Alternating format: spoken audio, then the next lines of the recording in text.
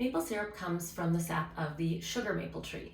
Now, there are a couple of other species that produce the sap as well, things like the red maple, silver maple, Florida maple, but primarily it comes from the sugar maple because that tree produces the sweetest sap.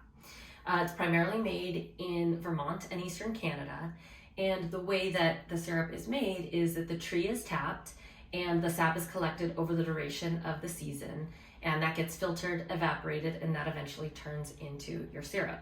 So that's one of the really cool things about maple syrup is it's a pure ingredient, which means there's nothing else added to it. So when you look on a label, you really should only see pure maple syrup.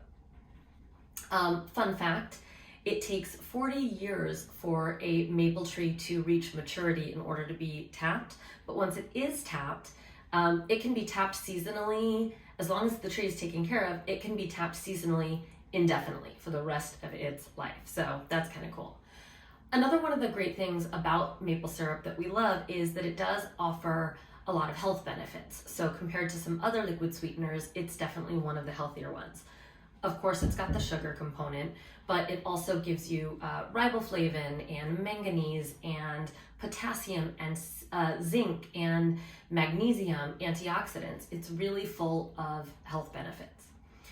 So maple syrup comes in several different grades. It's graded based on the color and the time of year that it was harvested. So the later in the season, the darker the color. So it's broken down into grade A and grade B, and grade A is light, amber, and dark, and then grade B is the darkest, and that's typically primarily used for commercial use. So if you want to get into what it tastes like and what all those different varieties look like and taste like, click on through.